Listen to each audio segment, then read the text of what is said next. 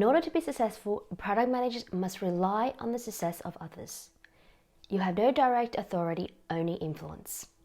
And this book shows you how to be that influential product manager. Hey everyone, welcome back to my channel. If you're new here, my name is Teresa and I'm a product director based in Melbourne, Australia. And on this channel, we explore strategies and tools that inspire us to keep growing in our product career. Today, I'll go through my 3 key takeaways from the book Influential Product Manager: How to Lead and Launch Successful Technology Products by Ken Sande. I'll go through the mindset that you need to be as an influential product manager, how to build a strong relationship with engineering, and how do you manage those trade-off conversations. Before we begin, a bit about Ken. He has led the technology product management teams for over 20 years. His work draws on leading teams at fast growth, early stage companies and larger companies attempting digital transformation and industry disruption. I've had the pleasure of meeting Ken in person last year at Leading the Product and attended one of his leadership tracker sessions, which was fantastic. So let's jump in. The first key takeaway is a 4 mindset that you need to be aware of while navigating the world of discovering new possibilities, prioritizing and validating many potential initiatives, being able to remain balanced and objective, and ensuring a smooth execution and keeping up with the momentum.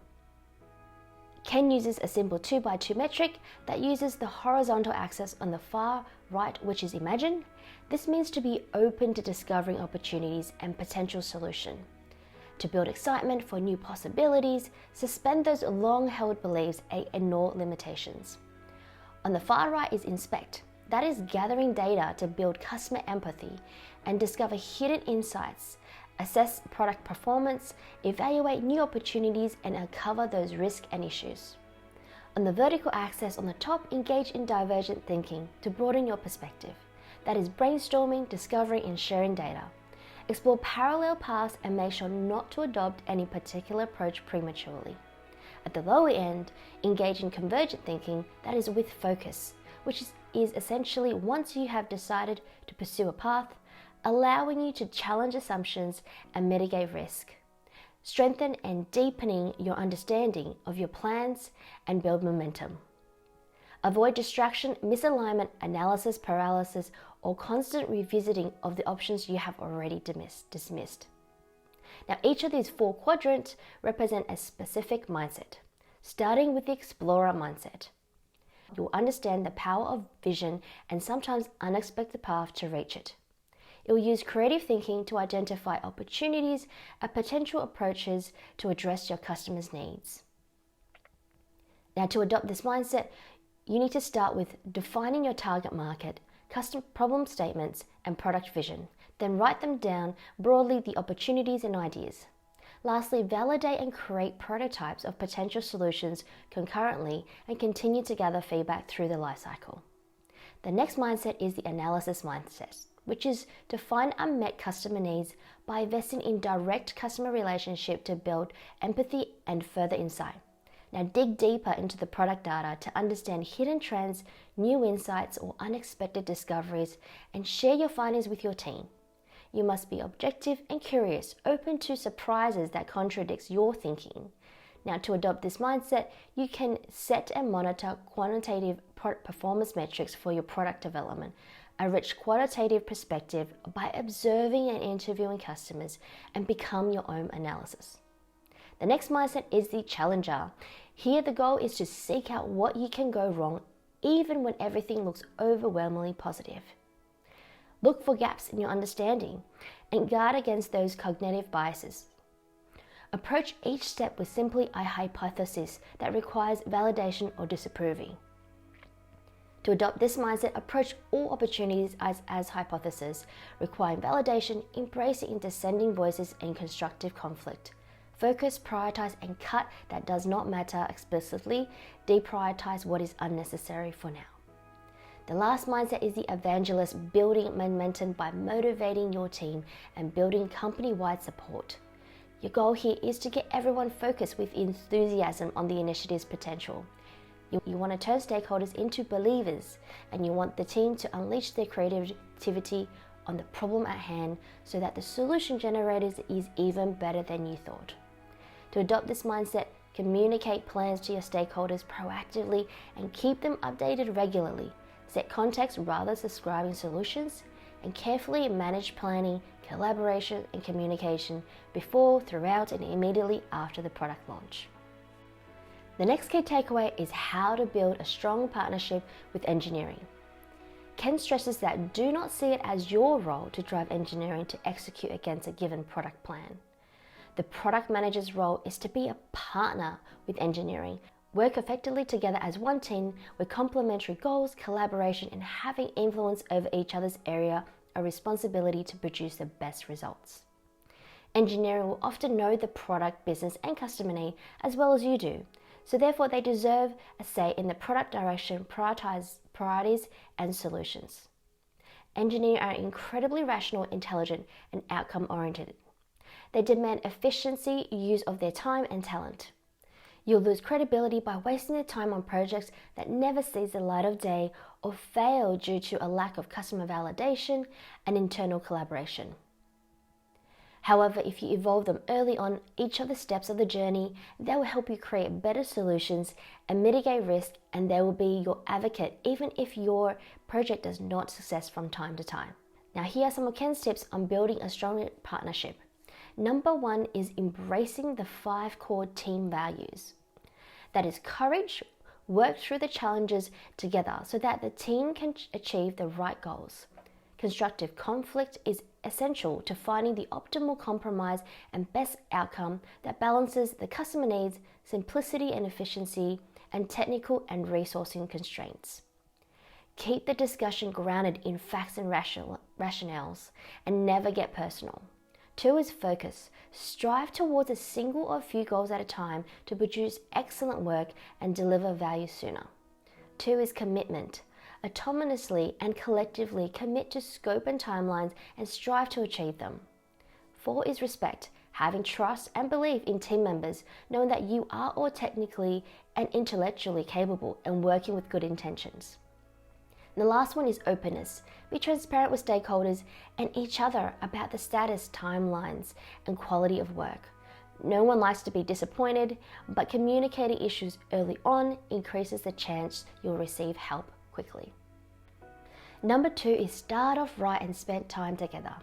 Explicitly spending time and discussing ways of working together to cover topics such as roles and responsibilities, understanding each other's area of expertise, how would you all manage distraction and interruption, what are the regular meetings, communication preference, and how will you like to be communicated to, providing feedback, and scheduling those regular one-on-ones and potentially co-locate the team together. Number 3, involve engineering early, appropriately and not excessively. Find a good balance between collaboration and distracting engineering. There is a huge difference between asking them to do your job for you and to involve them early and sufficiently to understand the priorities and to contribute to solutions. Here are a few key things that you need to work towards. 1, establish a shared goal that drives customer and business outcome. 2, the context. Complete necessary data analysis, specification, and customer validations so that you know how to justify the why and the problem that is worth solving for. 3, prioritize the work. Break down requirements, elaborate on details where useful, but not too excessively, and have a point of view on the order of execution.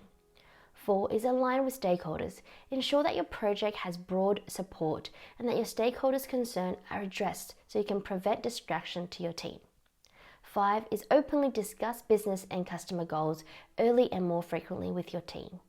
6, share early drafts of hypotheses, data conceptual designs, and potential solutions. The more context, the better. And invite engineering to customer interviews and share summaries. Generate ideas together with regular joint held brainstorms and support their sharing of technical concerns and limitations. Encourage reviews of initial designs and requirement, and most importantly, involve them in your product discovery. Number 4 is engineering doesn't work for you. One of the greatest and yet avoidable reasons for unproductive conflict can be your attitude towards the role of engineering. Context is everything, therefore share as much as possible. Engineering wants to understand and influence the reasoning behind why the project is a priority right now and how it will further the business and customer goals.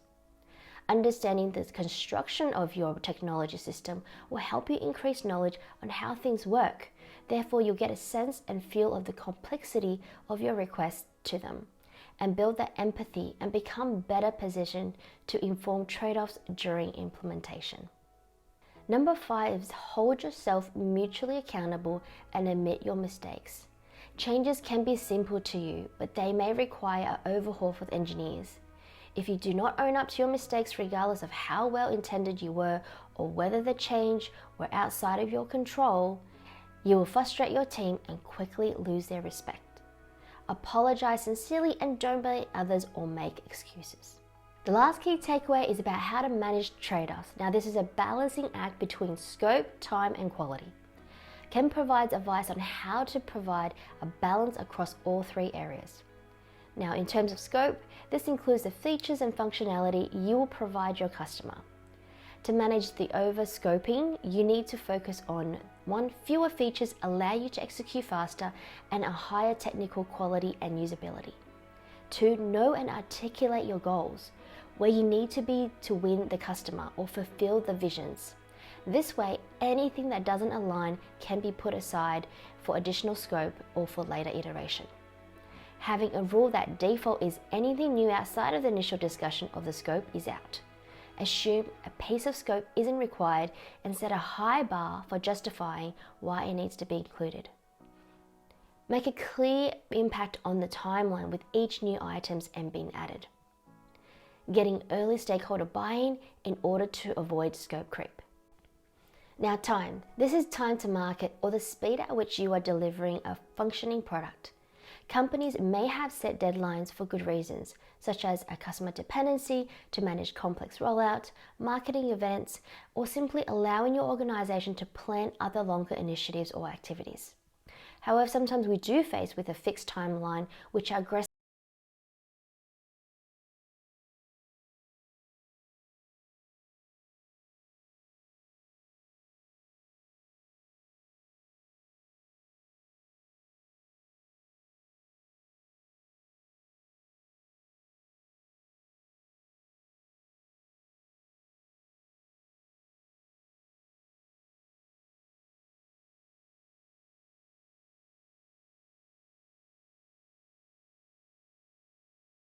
and only provide a date range. 3. Build a sense of urgency through context setting rather than aggressive timelines, and actively manage stakeholders' expectation. This is providing the why behind needing to meeting a certain timeline than just focusing on the period. And quality, which is the health of the underlying technology and systems supporting the product. Quality issues tend to arise in 4 key areas.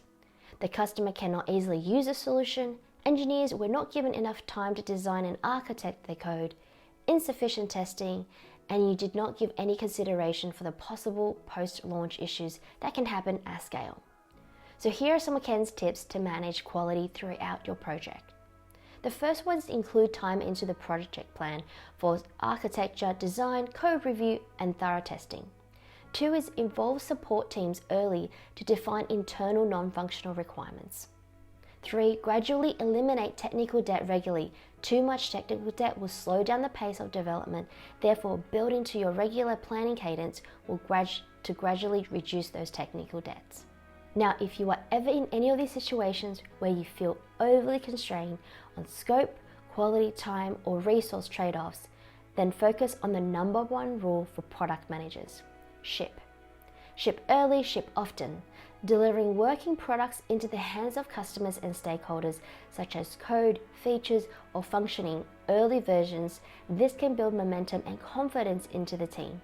It keeps the stakeholders happy, provides something to test with customers, and it can highlight quality issues you need to address.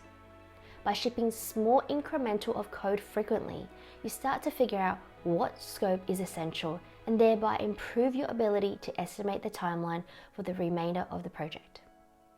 This is a great book for all levels of product management who wants to learn influencing techniques with backed up examples. Additionally, the book breaks down how to work through gathering customer validation, discovery, setting priorities with many examples from startups to large organizations. If you find this video helpful or inspiring, please hit the like button and subscribe to this channel. Also, if you have read the book, want to share your insights or have feedback, please drop a comment in the below. Thank you for watching, and I'll see you next time.